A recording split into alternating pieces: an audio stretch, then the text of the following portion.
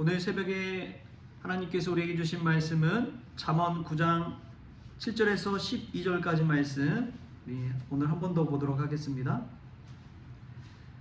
거만한 자를 징계하는 자는 도리어 욕을 받고 악인을 책망하는 자는 도리어 흠이 잡히느니라. 거만한 자를 책망하지 말라. 그가 너를 미워할까 두려우니라. 지혜 있는 자를 책망하라. 그가 너를 사랑하리라. 지혜 있는 자에게 교훈을 더하라. 그가 더욱 지혜로워질 것이요 의로운 사람을 가르치라. 그의 학식이 더하리라. 여호와를 경외하는 것이 지혜의 근본이요 거룩하신 자를 아는 것이 명철이니라. 나 지혜로 말미암아 내 날이 많아질 것이요 내 생명의 해가 내게 더하리라. 내가 만일 지혜로우면 그 지혜가 내게 유익할 것이나 내가 만일 거만하면 너 홀로 해를 당하리라. 아멘. 할렐루야. 오늘 말씀이 우리에게 지혜의 말씀, 생명의 말씀이 될 줄 믿습니다. 사실 오늘 말씀 딱 한 절이 잠언 전체를 요약하고 있는 말씀입니다. 잠언을 기억하려면 이 말씀 한 절만 기억하면 된다라고 할 정도로 귀한 말씀이죠. 우리 10절 말씀 한 번 더 읽어볼까요? 10절 말씀 시작. 여호와를 경외하는 것이 지혜의 근본이요 거룩하신 자를 아는 것이 명철이니라. 아멘. 지혜의 근본은 여호와를 경외하는 것이다 라고 오늘 성경은 우리에게 분명히 말씀해 주고 있습니다. 지혜의 근본을 아는 것이 신앙생활하는 데 정말 중요하다는 것이죠. 여러분, 여호와를 경외한다는 것이 무엇일까요? 여호와를 경외한다는 것이 무엇일까요? 신앙생활하면서 이것이 참 중요한데, 영어에 이런 말이 있습니다. Attitude makes man 이라는 말이 있어요. 태도가 사람을 만든다. 태도가 사람을 만든다라는 게 영어의 격언처럼 있는데, 여호와를 경외한다는 것은 우리의 태도와 자세를 말합니다. 하나님을 경외하는 마음, 어떤 자세를 가지고 대하느냐, 그것이 정말 지혜의 근본과도 같다라고 이야기하는 것이죠. 제가 좀 이른 나이에 담임 목사가 돼서 그런지 때로는 이렇게 성도들을 만나고 여러 사람들을 만나잖아요. 그러다 보면은 저에게 반말하시는 분들도 계세요. 젊게 보고 어리게 보고, 또 그렇게 이 목사 이것 좀 해줘 하면서 막 얘기하는 그런 분들이 종종가다 있습니다. 네, 이제 그런 분들도 있을 수 있죠. 또 그럼에도 불구하고 저는 태도와 자세 문제라고 생각이 듭니다. 그리고 여러분 이제 큰 교회 가면은 또 젊은 전도사님들 계시잖아요. 근데 전도사님들에게 뭐 김전도사, 이전도사, 여러분 절대 그렇게 하지 마십시오. 하나님의 말씀을 전하는 이들을 대할 때 좀 존중하고 배려하는 자세가 필요합니다. 경외까지는 아니더라도 존중할 줄 아는 마음이 필요합니다. 그렇게 말 한마디 툭 뱉을 때 그 사람을 대하는 자세와 태도가 그 말 한마디 속에 다 배어 나오기 때문에 그렇습니다. 제가 성원교회에서 참 존경하는 분 중에 한 분이 이제 김홍룡 권사님인데, 그분을 왜 존중하고 존경하느냐? 그분이 사람을 대하는 태도가 굉장히 겸손하세요. 제가 대학 시절에 여기 와서 놀랬던 게 그분이 저를 대하는 태도 때문에 놀랬습니다. 얼마나 존경해주고 배려해주고 하나님의 종이라는 그 마음가짐으로 대하는 게 그냥 다 드러나요. 말하는 것부터, 태도부터, 막 자세부터. 그러니까 그것을 보고 이 마음에 제가 감동을 받는 것이죠. 그래서 되게 기억에 많이 남고, 그리고 지금도 보면은 얼마나 겸손한지, 그것 때문에, 이 자세 때문에, 태도 때문에 그렇습니다. 사람을 대할 때 이 자기도 모르게 드러난 것이 몸가짐과 태도와 자세거든요. 말은 하지 않더라도 이 눈빛 하나, 대하는 자세 하나에서 다 드러나기 때문에 그렇습니다. 여호와를 경외한다는 것은 그 자세와 태도 자체부터 다른 것이지요. 하나님의 말씀을 들을 때도 젊은이 말, 젊은 사람 말, 그런 말 듣는다고 생각하면은 우습게 여기는 분들도 없지 않아 있는 것이죠. 한 번은 저희 어머니가 이제 이 교회 집회 가서 말씀에 은혜 받았다고 와서 저한테 막 이야기하더라고요. 그래서 어떤 하나님 말씀에 은혜 받았나 싶어서 유심히 들었습니다. 근데 원로 목사님이 와서 말씀을 전했다고 하는데 성경 말씀 이야기는 하나도 안 하시고, 아니 양치질하는 법을 제대로 알려주셨다고. 양치질하는 법을 하는데 혀를 또 깨끗하게 닦고 막 끝나고 이제 물로도 깨끗하게 치워야 된다, 막 그런 이야기를 자세하게 설명을 해주셨다는 거예요. 근데 그거에 은혜 받았다는 거예요. 야, 별거에 다 은혜 받는구나. 근데 자세히 들어보니까 왜 말씀에 은혜 받았을까 생각해 보니까 그 말씀도, 양치질하는 법도 하나님의 말씀, 하나님 내게 건강 주시기 위해서 주시는 말씀, 그리고 성도들 건강하라고 성도들 사랑하는 마음에서 그 원로 목사님께서 이 말씀을 가르쳐 주셨구나 하고 받으니까, 아멘으로 받고 하나님의 말씀으로 받으니까 얼마나 은혜가 됐다는 거예요. 저도 양치질하는 법을 좀 설교를 해야 되나 어찌해야 되나 그런 생각도 들기도 하는데, 근데 참 중요한 게 그냥 사람의 말이 아니라 하나님의 말씀으로 받는 것, 이게 얼마나 중요한지를 우리가 깨달을 수 있길 바랍니다. 지혜의 근본은 그처럼 경외하는 태도와 자세에서 나온다는 것이죠.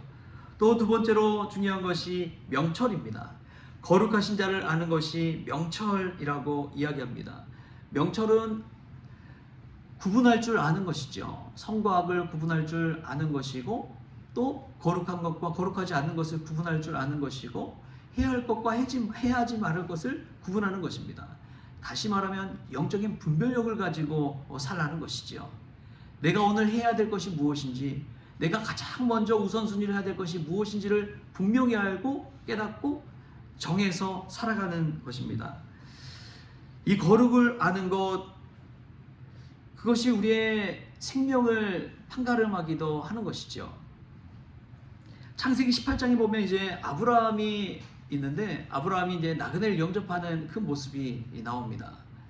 부지 중에 이 아브라함이 나그네를 영접하면서 하나님을 영접하게 되고 앞으로 일어날 많은 일들을 깨닫게 되는 것이죠. 여러분, 그 말씀 한번 같이 한번 좀 읽어볼까요?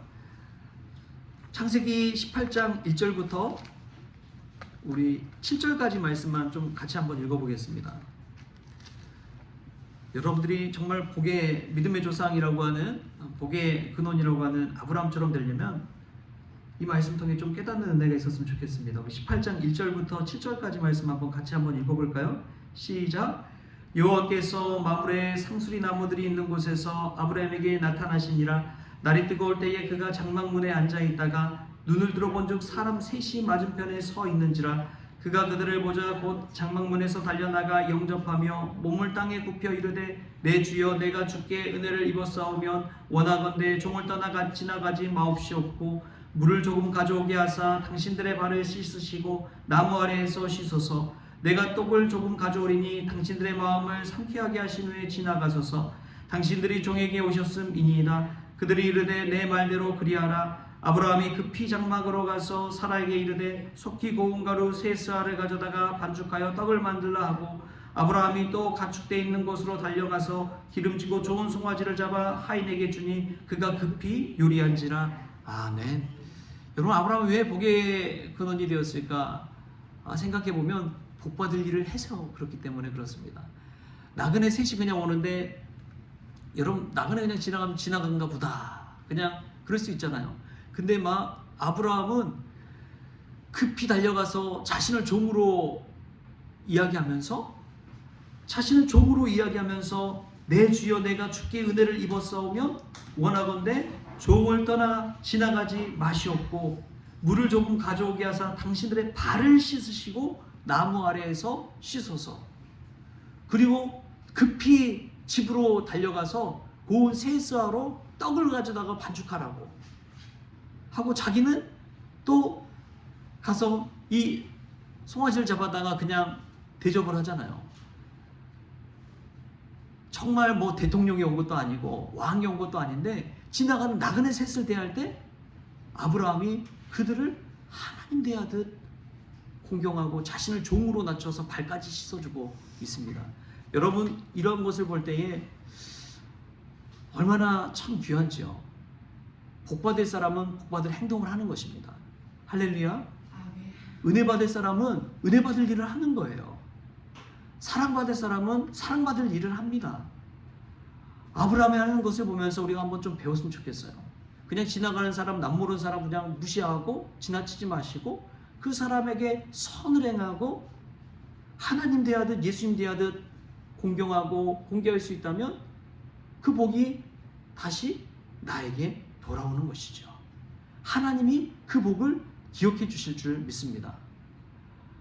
그 마음 자세를 가지고 그런 분별력을 가지고 행할 때 아브라함이 복받는 인생이 되었습니다. 그의 가문이 나중에 얼마나 창대케 되는지를 한번 보십시오. 그리고 아브라함이 믿음의 조상이 되고 복의 근원이 되는 것을 보십시오. 우리에게도 이러한 영적인 분별력이 있기를 소망합니다. 우리가 어떤 일을 하든지 무슨 일을 하든지 이 분별력을 가지고 살 수만 있다면 얼마나 귀한지요. 사람을 대하는 것이 때로는 참 힘들기도 합니다. 사람은요, 때로 보면 겉과 속이 참 달라요. 앞에서는 웃으면서도 뒤에서는 무슨 말을 할지 모르는 게 사람입니다. 그래서 참 무섭습니다. 친한 줄 알았는데 나중에 보면 나 혼자 정말 친한 것처럼 착각하며 산 그런 적도 있는 것이죠. 친구라고 생각했지만 친구가 아니라 뒤에서 나를 험담하는 이일 수도 있는 것입니다. 사람은 믿음의 존재가 아니라 사랑의 존재라고 하는 것이죠. 그럼에도 불구하고요, 이 사람을 대할 때 사랑의 마음을 잊어서는 안 됩니다. 나를 아무리 힘들게 하고 박해하고 원수처럼 여기더라도 사랑의 마음을 늘 견지할 수만 있다면 사람은 달라지기 마련입니다. 사람은 변화되는 것이 다른 것이 아니에요. 사랑 때문에 변화됩니다. 우리가 하나님을 온전히 믿음으로 거룩하신 자로 아는 것 참 중요하고 사람을 사랑하는 대상으로 아는 것도 중요합니다. 그래서 성경 말씀에서 예수님께서 계명을 두 개로 딱 압축해서 이야기하면 뭐예요? 처음이 하나님 사랑, 두 번째가 이웃 사랑.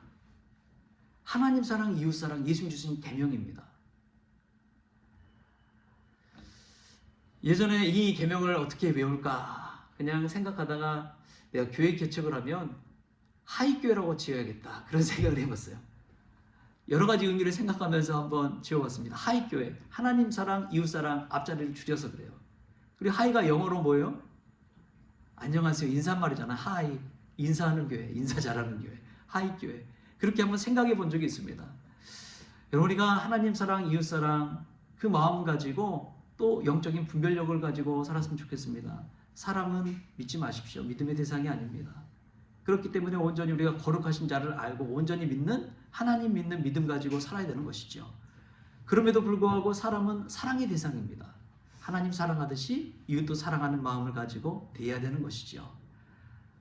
우리를 힘들게 하는 사람들 있죠. 그럼에도 불구하고 부지 중에 아브라함이 잘 모르는 나그네까지도 선대할 때에 하나님의 큰 은혜와 축복을 받았습니다. 우리도 하나님 사랑, 이웃 사랑 실천하고 부지 중에 모르는 사람일지라도 주님을 대하는 공개하는 마음으로 대해서 복받는 인생 또 은혜 받는 인생 될 수 있기를 주신 예수님의 이름으로 축원합니다. 기도하겠습니다. 좋으신 하나님 감사합니다. 우리가 여호와 하나님을 경외하는 자세와 태도를 가지고 살아가기를 원합니다.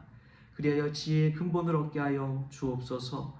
거룩하신 자를 아는 것이 명철이라고 하였사오니 영적인 분별력을 주셔서 사람을 믿음의 대상으로 여기는 우를 범하지 않게 하여 주시고 오직 하나님을 믿고 경외하며 또 이웃까지도 사랑할 수 있는 그 마음을 견지하게 하여 주옵소서. 그럴 때에 아브라함처럼 복받는 인생, 복의 근원되는 우리 모두가 될 수 있도록 주님 축복하여 주옵소서. 감사하며 예수님의 이름으로 기도하옵나이다. 아멘. 우리 주님이 가르치신 기도로 오늘 새벽 기도를 마치겠습니다. 하늘에 계신 우리 아버지여, 이름이 거룩히 여김을 받으시오며 나라가 임하시오며 뜻이 하늘에서 이루어진 것 같이 땅에서도 이루어지이다. 오늘 우리에게 일용할 양식을 주시옵고 우리가 우리에게 죄진 자를 사하여 준 것 같이 우리 죄를 사하여 주시옵고 우리를 시험에 들게 하지 마시옵고 다만 악에서 구하시옵소서. 나라와 권세와 영광이 아버지께 영원히 있사옵나이다. 아멘.